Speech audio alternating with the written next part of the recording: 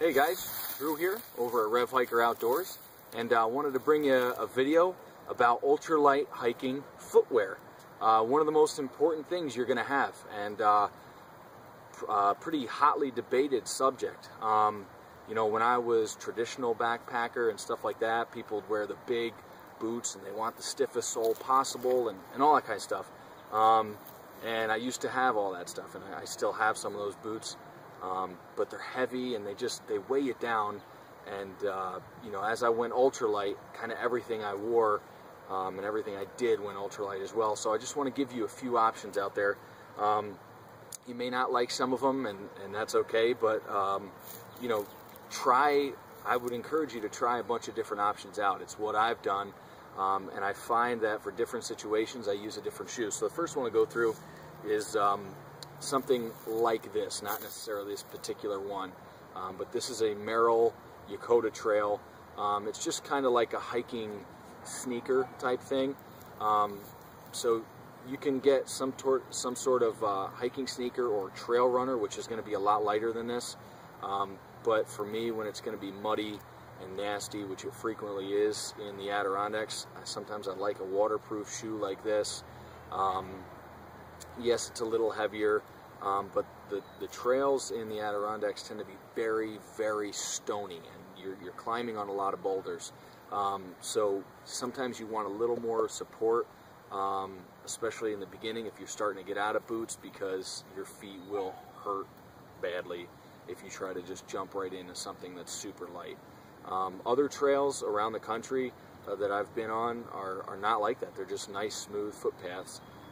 But the Adirondacks are very rocky, so sometimes you need a little extra support and cushion on the bottom. So this is definitely an option. And as far as Merrell goes, I think they make some of the best stuff out there, period. So I don't think you're ever going to buy a Merrell and be disappointed. The only way you'd be disappointed is if you were expecting something that the shoe wasn't designed for. Or something of that nature, if it didn't fit right. But as far as quality goes, Merrell's some of the best. So definitely something to look for when you're getting a hiking sneaker or trail running shoe. Next option is something like this. And I have worn these to go hiking. This is a Columbia Techlight sandal. I don't know the exact model. There's a bunch of them out there. But you know, these things are quite lightweight. If you are stomping through puddles and stuff like that, sometimes something like this is good because the water just flows right out and you can dry out nice and quick. They do have their downsides. When they do get wet, your feet can kind of slip on here, and it can create hot spots. One option would be to wear socks underneath this, something like a really lightweight sock. I like the toe socks that Injiji makes, and I'll get to more of them in a second because I wear them with my next foot selection. But these things are really comfortable, good amount of padding, really lightweight. You know, you're gonna be able to do more miles because you won't be as tired. You know, I like to ride motorcycles and ride them fast, and one of the things they talk about with handling is unsprung weight, and that's weight that's not on you know, pressing down on your suspension. So that's stuff like your brake calipers and your wheels and tires and stuff like that. The lighter that stuff is, the faster the acceleration and the better the handling. So it kind of goes the same way for people. If you're carrying 2 pounds a side, you know, for each boot for these big heavy clunkers, that's just going to kill you. That's all kinds of unsprung weight, and every time you lift your leg, you're picking up that 2 pounds and moving it. If you can lighten up your footwear, you're going to increase your stamina, and you're going to feel a lot better, and your joints are going to feel better as well. So anyway, some sort of sandal like this. Don't ever hike in one of those stupid flip-flops. Okay, those things are totally ridiculous. Or even those like Adidas or Nike things where they just have the one band over the front. Those are the most worthless pieces of footwear ever created on the planet. And flip-flops actually jack up your back because they force you to unconsciously move your foot differently to keep them on. It messes up your stride, it messes up your back and your knees. Don't wear them, they're stupid. These things rock. This brings me to my last option, and something I got to take off because it's what I'm wearing right now. I love hiking in these. These are the Vibram 5 Fingers.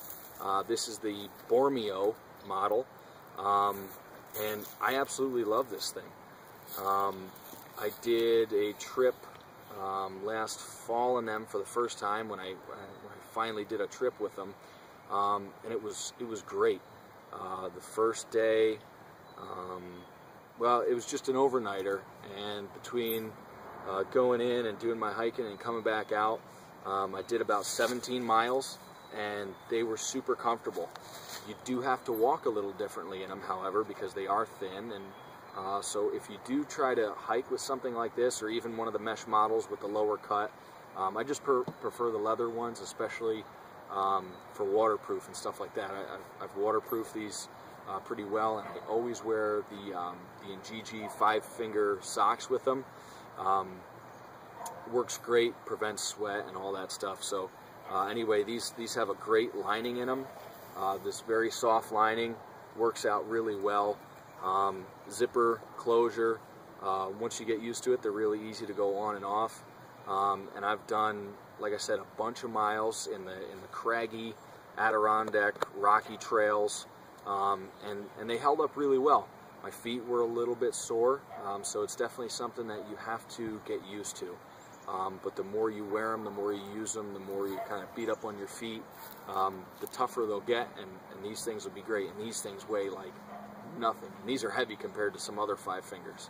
But I felt great at the end of the day. And, you know, another benefit is that people are always giving you strange looks. So I had all kinds of people thinking I was barefoot because of the color of these things and all that. So, you know, it makes people look twice, and you mess with their heads, which is always a bonus. So anyway, guys, these are some of my selections, some of the things that I like to wear for ultralight backpacking. On a trip, I never pack 2 pairs of shoes. Some people do. I don't. One. I pick one, and that's what I stick with. And if my selection's no good, then it's going to be a bad trip. So I make sure I get quality stuff, and that I test it extensively before I bring it out onto the trail. So anyway, guys, thanks for watching. Don't forget to thumbs up and subscribe. Have a good one. So I just kind of plant this right where I want it. There we go.